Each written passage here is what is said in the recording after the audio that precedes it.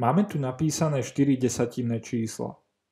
Najprv si môžete pozastaviť toto video a zistiť, či si tieto čísla viete usporiadať od najmenšieho po najväčšie tak, že najmenšie bude vľavo a potom budete pokračovať väčším a väčším, kým sa nedostanete k najväčšiemu číslu. Takže vyskúšajte si to najprv sami.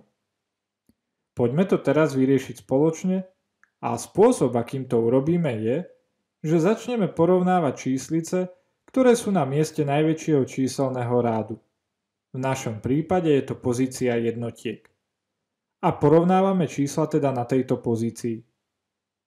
Potom sa postupne budeme posúvať doprava k menším a menším číselným rádom. Keď začneme na mieste jednotiek, tak si môžeme všimnúť, že toto číslo má na pozícii jednotiek 0. Toto číslo má tu tiež 0 a aj toto číslo má 0. A toto číslo má taktiež 0. Takže miesto jednotiek nám v skutočnosti veľmi nepomáha. Musíme sa presunúť do ďalšieho rádu na miesto desatín. Toto číslo má 7 desatín.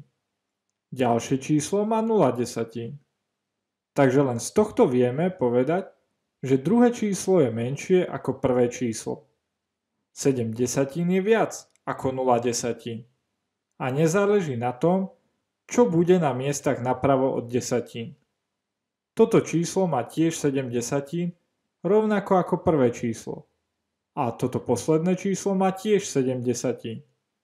Takže vieme z porovnania číselného rádu desatín, že toto číslo je najmenšie z týchto štyroch čísel. Síce všetky čísla majú na pozícii jednotiek 0, ale toto číslo ako jediné má 0 aj na pozícii desatín. Takže napíšeme, že najmenšie číslo je 0,74 tisícin. Poďme sa teraz pozrieť na pozíciu stotín. Takže toto číslo má 0 stotín.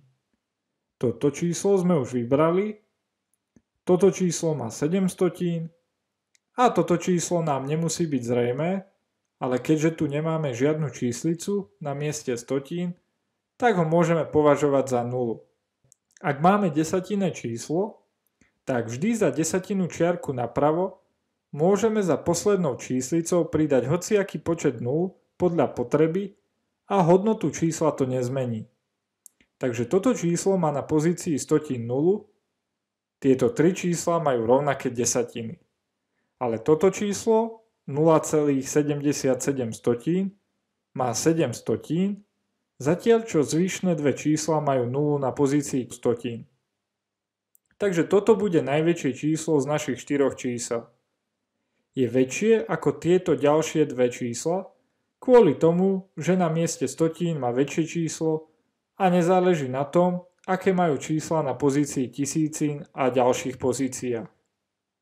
Takže napíšeme 0,77 práve tu.